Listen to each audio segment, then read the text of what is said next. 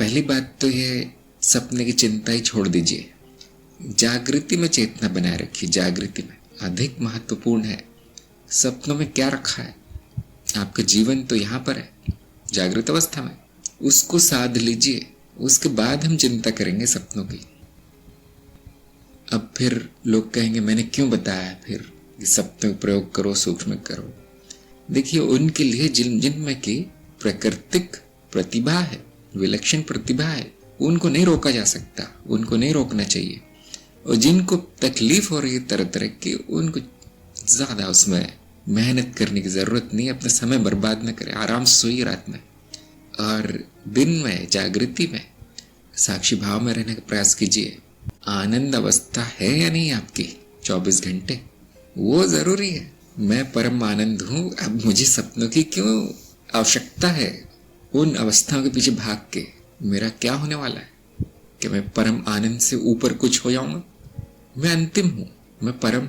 अब क्या आपके मन में ये इच्छा है कि सपने में ये अनुभव हो जाए, सूक्ष्म में अनुभव, ये इच्छा मात्र है, आध्यात्मिक उसमें कुछ भी नहीं। देखिए, जिनसे सरलता से हो जाता है, जो रुचिपूर्ण तरीके से कर रहे हैं, जो उसको एक खेल की तरह, जैसे एक खिलाड़ी होता है सुबह शाम तक वो प्रैक्टिस करता है, वो थकता नहीं है। वो ये नहीं कहता कि मैं जो सुबह शाम तक मैदान में खेलता हूँ, भागता हूँ गेंद के पीछे, बड़ी कठिन परिस्थिति है क्या वो कहता है।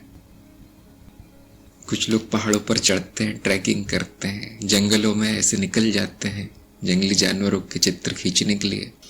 क्या वो कहता है, अब बड़ी गुरुजी बड़ी कठिन परिस्थिति, पहाड़ चढ़ना पड़ जाता है मुझे। क्या वो ऐसा कहते हैं?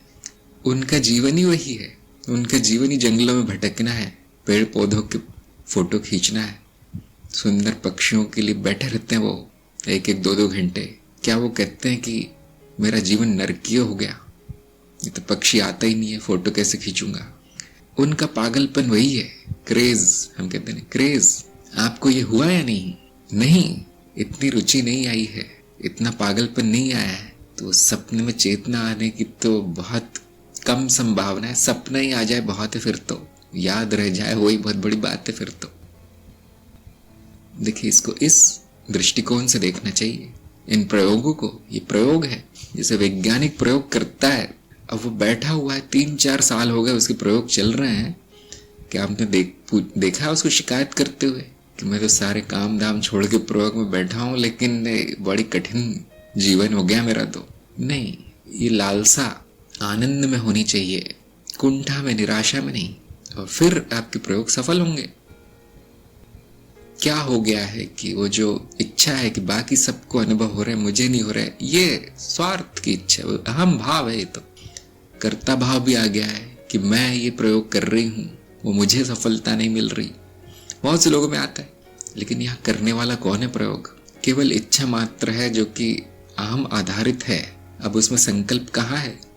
कुछ लोगों का तो प्रारब्ध ही है सूक्ष्म लोक में घूमना, भटकना, सपनों में प्रयोग करना। ये वो प्रारब्ध लेकर आए हैं, वो तो सीधे पहुंच जाते हैं वहां। तो वो तो ज्ञान व्यान का भी की प्रतीक्षा भी नहीं करते, गुरु की भी प्रतीक्षा नहीं करते, है ना। लोग पूछते फिर अगर जरूरी नहीं, जागृत अवस्था ही जरूरी, तो आपने रखा क्यों है? मैं जानता हूँ हर तरह के साधक होते हैं,